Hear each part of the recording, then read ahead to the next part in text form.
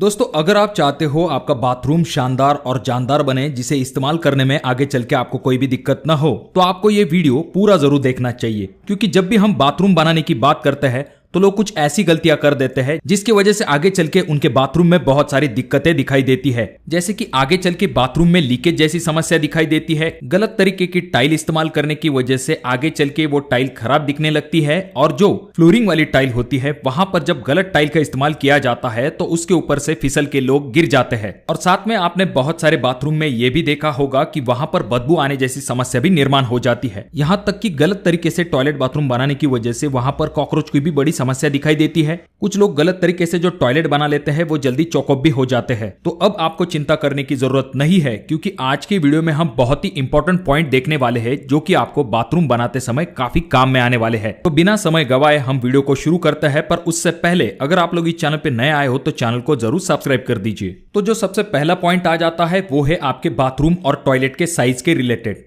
आपको यह जरूर ध्यान में रखना है कि मिनिमम आपके बाथरूम का या फिर टॉयलेट का कितना साइज होना चाहिए। तो पहले अगर हम टॉयलेट की बात करते हैं तो आपका जो टॉयलेट है उसका साइज 3.5 फीट बाय 4 फीट से कम नहीं होना चाहिए। और वहीं पर जब हम दूसरे तरफ बाथरूम की बात करते हैं तो बाथरूम का साइज 5 फीट बाय 4 फीट से कम नहीं होना चाहिए। इससे अगर कम साइज वाला टॉयलेट या फिर बाथरूम बनाया जाता है तो उसका इस्तेमाल करने में काफी ज्यादा दिक्कत हो सकती है। वहीं पर जब हम बाथरूम और टॉयलेट की हाइट की बात करते हैं तो कुछ जगह पर बाथरूम की हाइट जो है वो 7 फीट तक रखी जाती है, तो कुछ जगह पर टॉयलेट बाथरूम की हाइट जो है वो रेगुलर स्लैब के लेवल पे रखी जाती है, एग्जांपल के लिए 10 फीट तक। अब ये जो दोनों हाइट है इनके अपने अपने एडवांटेजेस है। जैसे कि जब 7 फीट हाइट रखी जाती है तो उसके ऊपर आपका एक छोटा स्लैब आता है जिसके ऊपर अक्सर ही लोग अपना कुछ सामान रखते हैं, पर इससे आपके बाथरूम की हाइट जो है वो थोड़ी सी छोटी दिखाई देने लगती है। पर जब आप 10 फीट हाइट वाला टॉयलेट बाथरूम बनाते हो तो उसका साइज काफी ज्यादा बड़ा दिखाई देता है, जो कि एक लग्जरी लुक भी देने का काम करता है। तो इसलिए आपके चॉइस के ऊपर डिपेंड होता है कि आप किस तरह की हाइट अपने बाथरूम की रखना चाहते हो। तो दोस्तों, अगला पॉइंट आ जाता है कि आपको सेपरेट टॉयलेट बाथरूम बनवाना चाहिए या फिर अटैच टॉयलेट बाथरूम बनवाना चाहिए। अब ये जो दोनों टाइप के टॉयलेट बाथरूम है इनके अपने अपने एडवांटेजेस है। जैसे कि जब हम अटैच टॉयलेट बाथरूम की बात करते हैं तो इसमें आपकी काफी ज्यादा जगह बच जाती है। अब ये जो अटैच टॉयलेट बाथरूम होते हैं इनमें आपका बाथरूम भी होता है और टॉयलेट भी होता है, और जगह बचने के साथ आपको खर्च भी कम आता है। पर इस अटैच टॉयलेट बाथरूम का नुकसान ये होता है कि अगर आपके घर में ज्यादा लोग रहते हैं, ऐसे समय में अगर कोई व्यक्ति बाथरूम का इस्तेमाल कर रहा है और किसी को टॉयलेट के लिए जाना है तो दिक्कत हो सकती है। पर ऐसी दिक्कत आपको सेपरेट टॉयलेट बाथरूम में दिखाई नहीं देती है, क्योंकि इसमें टॉयलेट और बाथरूम डायरेक्टली सेपरेट होता है। पर इसका नुकसान ये होता है कि इसके लिए आपको ज्यादा जगह लगती है और कॉस्ट भी ज्यादा आता है। अब इस चीज का यह समाधान होता है कि आप अपने घर के अंदर एक अटैच टॉयलेट बाथरूम बना सकते हो जिसमें कि आप कमोड का इस्तेमाल कर सकते हो। वहीं पर जो दूसरा आपका सेपरेट टॉयलेट होगा वहां पर आप इंडियन टॉयलेट पैन का इस्तेमाल कर सकते हो। अब अगला पॉइंट एकदम सिंपल और एकदम आसान है, पर आपके बहुत काम में आएगा। जब भी हम कंसील प्लम्बिंग की बात करते हैं तो दीवारों के अंदर आपके पाइप होते हैं और उसके ऊपर प्लास्टर आता है और बाद में आपकी जो टाइल है उन पाइप के ऊपर लग जाती है। अब कभी अगर आपको ड्रिल करना होता है, ऐसे समय में अगर आपने उस पाइप के ऊपर ड्रिल कर दिया तो आपका पाइप जो है वो लीकेज हो सकता है। ऐसे में उसका लीकेज निकलने के लिए आपको उस टाइल को पूरा तोड़ना पड़ेगा, उस पाइप को रिपेयर करवाने के बाद वापस से टाइल को लगवाना पड़ेगा, और वैसी टाइल कुछ महीनों बाद मिलना मुश्किल हो जाता है। और दूसरी डिजाइन की अगर आप टाइल लगाते हो तो वो इतना अच्छा दिखाई नहीं देगा। इस तरह का प्लम्बिंग लेआउट जब आपका बनता है तो आपको उसका फोटो ले लेना है। अगर पॉसिबल है तो किसी पेपर के ऊपर आपको मेजरमेंट लिख लेने हैं कि आपका जो पाइप है वो लेफ्ट साइड की दीवार से कितने फीट पे है या फिर कितने इंचेस पे है, राइट साइड से कितने इंचेस पे है। इससे जब कभी आपको मेंटेनेंस करवाने की जरूरत पड़ेगी या फिर आपको कभी ड्रिल मारने की जरूरत पड़ेगी तो आपको ये पता होगा कि एग्जैक्टली आपका पाइप कहां पर है। अब दोस्तों, जो अगला पॉइंट आ जाता है जो कि है बदबू के रिलेटेड। जैसा कि कुछ टॉयलेट बाथरूम में हमेशा गंदी बदबू आती रहती है, तो वो दिक्कत अक्सर ही इस वजह से होती है कि लोग डायरेक्टली अपने टॉयलेट बाथरूम का जो कनेक्शन है उसे सेप्टिक टैंक में जोड़ देते हैं, जिसकी वजह से हमेशा वहां पे गंदी बदबू की समस्या बनी रहती है। तो आपको ऐसा नहीं करना चाहिए। आपका जो टॉयलेट होता है उसे इस तरह का एस ट्रैप या फिर पी ट्रैप कनेक्ट होना चाहिए। ये जो पी ट्रैप या फिर एस ट्रैप होता है ये क्या काम करता है, जो आपके सेप्टिक टैंक में से गंदी बदबू आती है उसे जगह पे लॉक कर देता है, जिस वजह से आपके टॉयलेट बाथरूम में से आपको गंदी बदबू नहीं आती। दोस्तों, अगला पॉइंट आ जाता है जो कि है सेप्टिक टैंक के रिलेटेड। अब यहाँ पर लोग कुछ ऐसी गलतियां कर देते हैं जिसकी वजह से उनके घरों के अंदर ज्यादा कॉकरोच होने जैसी समस्या दिखाई देती है। आपके टॉयलेट का जो वेस्ट वाटर होता है वो आपके सेप्टिक टैंक में कलेक्ट होता है। तो ये जो सेप्टिक टैंक है उससे जुड़े हुए कुछ बहुत ही इंपॉर्टेंट पॉइंट की तरफ आपको ध्यान देना चाहिए। सबसे पहली चीज तो ये आ जाती है कि कुछ लोग ये पूछते हैं कि सेप्टिक टैंक के ऊपर हम टॉयलेट या फिर बाथरूम बना सकते हैं या नहीं। तो दोस्तों आपको ऐसा बिल्कुल भी नहीं करना है। आपको आपके सेप्टिक टैंक के ऊपर टॉयलेट नहीं बनवाना चाहिए। और जब भी आप सेप्टिक टैंक बनाने वाले हो तो आपको 3 चेंबर वाली सेप्टिक टैंक बनवानी चाहिए, जिस सेप्टिक टैंक में पहले 2 चेंबर बॉटम से कनेक्ट होते हैं और दूसरा और तीसरा चेंबर टॉप से कनेक्ट होता है। और इस सेप्टिक टैंक को आपको 2x2 का मैनहोल देना है, जिससे कि आपको मेंटेनेंस या फिर जो क्लीनिंग वगैरह में आगे चल के दिक्कत ना हो। और आपको यह भी ध्यान में रखना है कि आपको इस सेप्टिक टैंक में एक एयर पाइप जरूर देना है, जिससे कि सेप्टिक टैंक में जो कोई भी गैसेस बनती है वो आसानी के साथ रिलीज हो सके। और भी बहुत सारे इंपॉर्टेंट पॉइंट होते हैं, उसके बारे में हमने सेपरेट वीडियो में बात की है, जहां पर हमने ये बताया है कि सेप्टिक टैंक बनाते समय कौन कौन सी इंपॉर्टेंट चीजों के तरफ ध्यान देना चाहिए। आई बटन में मैं उस वीडियो का लिंक दे दूंगा, आप इस वीडियो को देखने के बाद उस वीडियो को भी जाकर देख सकते हो। अब अगला पॉइंट आ जाता है जहां पर आपको ये ध्यान में रखना है कि आपका जो टॉयलेट बाथरूम है वहां पर वाटरप्रूफ प्रॉपर तरीके से होना चाहिए। जहां पर सही तरीके से वाटरप्रूफिंग नहीं की जाती वहां पर आगे चल के लीकेज की बड़ी समस्या दिखाई देती है। तो आपका जो टॉयलेट बाथरूम है वहां पर आप 3 लेयर वाली ब्रिक बैट वाटरप्रूफिंग कर सकते हो। अब अगला पॉइंट आ जाता है जो कोई भी आप टाइल लगाने वाले हो उसके रिलेटेड। देखिए दोस्तों, आपकी जो वॉल होंगी वहां पर आप ग्लॉसी या फिर मैट फिनिश आपके चॉइस के अनुसार टाइल लगा सकते हो, पर बाथरूम जैसी जगह पर आपको टाइल की जो हाइट है वो कम से कम 7 फीट तक लेनी चाहिए, क्योंकि जब हम शावर वगैरह का इस्तेमाल करते हैं तो दीवारों के ऊपर पानी आ जाता है। अगर टाइल है तो दीवारें जल्दी गीली नहीं होती है। वहीं पर जो बाथरूम के फ्लोरिंग के लिए टाइल इस्तेमाल की जाती है वहां पर आपको 2 चीजों की तरफ ध्यान देना है। सबसे पहली चीज, आपकी जो फ्लोरिंग वाली टाइल्स होंगी उनका हल्का सा स्लोप जो है आपका जो नानी ट्रैप है उसके तरफ होना चाहिए, जिससे कि पानी जो है वो आसानी के साथ बहता हुआ उस नानी ट्रैप के अंदर चला जाए और आपका बाथरूम जो है वो हमेशा ड्राई रहे। अगर बाथरूम गीला रहता है तो वहां पर उस गीली टाइल के ऊपर से फिसलने के चांसेस ज्यादा रहते हैं। वहीं पर जब आप बाथरूम के फ्लोरिंग के लिए टाइल सिलेक्ट करने वाले हो तो इसके लिए आपको एंटी स्किड टाइल की तरफ जाना चाहिए, जैसा कि आप अगले वीडियो में देख सकते हो। ये इस तरह की थोड़ी सी डॉटेड टाइल होती है, जिसकी वजह से आपको बाथरूम के अंदर ग्रिप मिलती है और इस टाइल के ऊपर से फिसलने के चांसेस कम हो जाते हैं। तो इस तरह की टाइल जो है आप अपने बाथरूम के लिए सिलेक्ट कर सकते हो।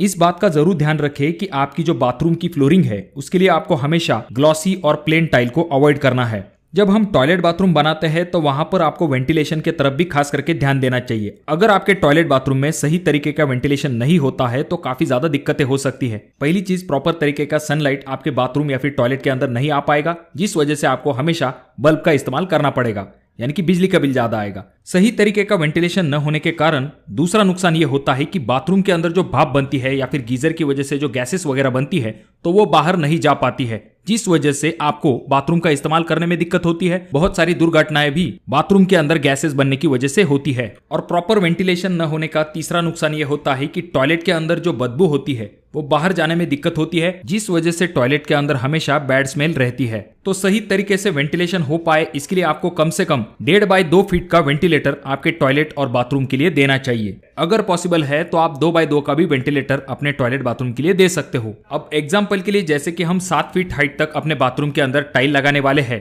तो उतने हाइट तक आपको रफ प्लास्टर रखना है, यानी कि जिसे हम तार प्लास्टर कहते हैं उस तरह का प्लास्टर आपको रखना चाहिए, जिससे कि टाइल को आगे चल के ग्रिप लेने में मदद मिल सके। जब आपका प्लास्टरिंग वर्क कंप्लीट हो जाता है उसके बाद आपको प्लम्बिंग का एक लेआउट आपके दीवार के ऊपर बनाना है। उसके बाद जाकर आपको झरी मार के पाइप के साइज में दीवार को कट करना है। अब जो कंसील पाइप आप अपने बाथरूम के लिए इस्तेमाल करने वाले हो तो वहां पर आपके हॉट वाटर और कोल्ड वाटर वाली लाइन होती है। तो आपके हॉट वाटर के लिए आपको CPVC पाइप का इस्तेमाल करना है, कोल्ड वाटर लाइन के लिए आप UPVC पाइप का इस्तेमाल कर सकते हो। कुछ लोग जो है रिस्क को पूरी तरह से रिड्यूस करने के लिए पूरे बाथरूम के लिए CPVC पाइप का इस्तेमाल करते हैं, जिससे गलती से भी अगर गर्म पानी की जो पाइपलाइन है उससे पानी ठंडे पाइपलाइन में चला जाता है तो आपका पाइपलाइन खराब होने के चांसेस कम होते हैं, क्योंकि आपने पूरे बाथरूम के लिए CPVC का इस्तेमाल किया हुआ होता है। और जैसा कि आप अगले वीडियो में देख सकते हो, आपको प्लास्टर के ऊपर ये जो पाइप दिखाई दे रहे हैं इसके ऊपर जो टाइल लगाने वाले हैं उससे पहले आपको एक बार प्लम्बर से पूरे प्लम्बिंग लाइन का टेस्टिंग करके जरूर लेना चाहिए।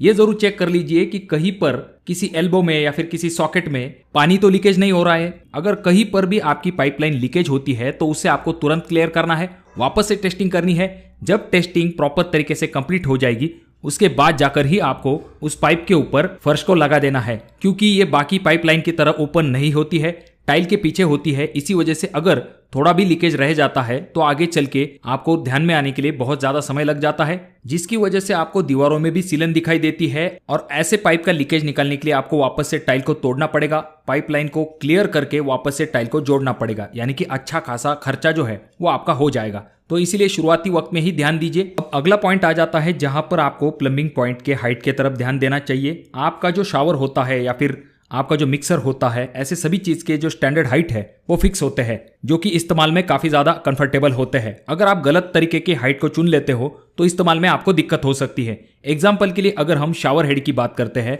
तो उसकी हाइट जो है वो फ्लोरिंग से 6.5 फीट से लेकर 7 फीट हाइट तक होती है, यानी कि आप ऐसा भी मान के चल सकते हो कि 78 इंच से लेके 84 इंच तक आपके शावर हेड की हाइट होनी चाहिए फ्लोरिंग लेवल से। उसके बाद आपके बाथरूम में आप डायवर्टर या फिर मिक्सर का इस्तेमाल करते हो तो उसकी भी हाइट फिक्स होती है, जो कि आप 36 इंच रख सकते हो फ्लोरिंग लेवल से, या फिर आप 3 फीट तक रख सकते हो। और आपका जो अटैच टॉयलेट बाथरूम है, अगर उसके अंदर बेसिन है तो उसकी हाइट 32 इंच यानी कि 2 फीट 8 इंच तक होनी चाहिए। उसके बाद जो स्टॉप कॉक है उसकी हाइट 4 फीट 4 इंच तक रख सकते हो, यानी कि मीटर में अगर हम कहें तो 1.30 मीटर तक आप स्टॉप कॉक की हाइट रख सकते हो। दोस्तों, आपके टॉयलेट और बाथरूम में से जो पाइप वेस्ट वाटर को बहा के ले जाते हैं तो उन पाइप का साइज भी आपको बड़ा रखना चाहिए। कम से कम 6 इंच के आप पाइप रख सकते हो। और ये जो पाइप है इनका स्लोप भी प्रॉपर तरीके से होना चाहिए। अगर सही तरीके से स्लोप नहीं है तो पाइप चौकअप हो सकता है। अब अगला पॉइंट आ जाता है जहां पर आपको इस बात की तरफ ध्यान देना है कि आपका जो बाथरूम है वो हमेशा आपको 2 जोन में डिवाइड करना है। पहला जो कि है ड्राई जोन और दूसरा जो कि है वेट जोन।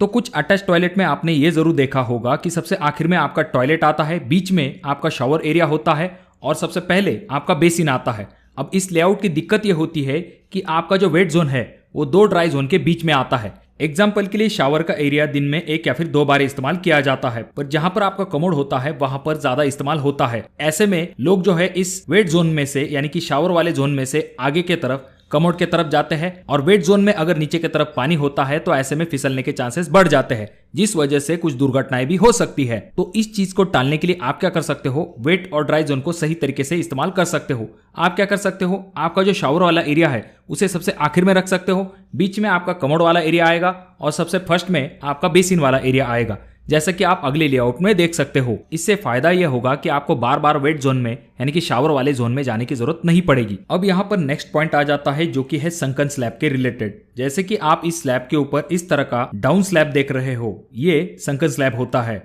इसका इस्तेमाल खास करके जहां पर आपका टॉयलेट और बाथरूम आता है वहां पर किया जाता है। इसका फायदा यह होता है कि आपकी जो प्लम्बिंग लाइन है उन्हें घुमाने में काफी आसानी होती है, और आपकी जो प्लम्बिंग लाइन वाटरप्रूफिंग है वो जो है फ्लोरिंग लेवल तक ही आती है, जिस वजह से बाथरूम की हाइट आपको ऊपर नहीं लेनी पड़ती है। रेगुलर फ्लोरिंग के लेवल से 1-2 इंच डाउन आप अपने बाथरूम या फिर टॉयलेट की फ्लोरिंग की हाइट रख सकते हो। और जो कोई भी टॉयलेट सीट आप अपने टॉयलेट के अंदर लगवाना चाहते हो वो आपको पहले से ही डिसाइड कर लेना चाहिए। यहाँ पर पहला ऑप्शन आ जाता है जो कि है इंडियन टॉयलेट सीट, दूसरा ऑप्शन होता है जो कि है वॉल माउंटेड टॉयलेट सीट, और तीसरा ऑप्शन होता है जो कि है फ्लोर माउंटेड टॉयलेट सीट। इनमें से वॉल माउंटेड कमोड सीट जो है वो दिखने में अच्छा दिखाई देता है, पर इसका कॉस्ट काफी ज्यादा होता है अगर हम फ्लोर माउंटेड या फिर इंडियन टॉयलेट सीट से इसका कंपैरिजन करते हैं तो। हालांकि वॉल माउंटेड और फ्लोर माउंटेड इसके ऊपर हमने सेपरेट वीडियो बना के रखी है, आई बटन में मैं उस वीडियो की लिंक दे दूंगा, आप उस वीडियो को भी जाकर देख सकते हो, जहां पर आपको डिटेल में जानकारी मिलेगी कि कौन सा टॉयलेट सीट आपके लिए बेस्ट रहेगा। तो दोस्तों, आप इन पॉइंट का टॉयलेट बाथरूम बनाते समय जरूर ध्यान रखिए, जिससे कि आगे चल के आपको दिक्कत ना हो। अगर आपको ये वीडियो अच्छा लगा हो तो जरूर इसे लाइक कर दीजिए। चैनल पे अगर आप लोग नए आए हो तो चैनल को जरूर सब्सक्राइब कर दीजिए। वीडियो बहुत ज्यादा ही अच्छी लगी हो तो अपने दोस्तों के साथ शेयर कर दीजिए। और ये जो तीनों वीडियो है इनमें से कोई एक वीडियो आपके जरूर काम में आ सकती है।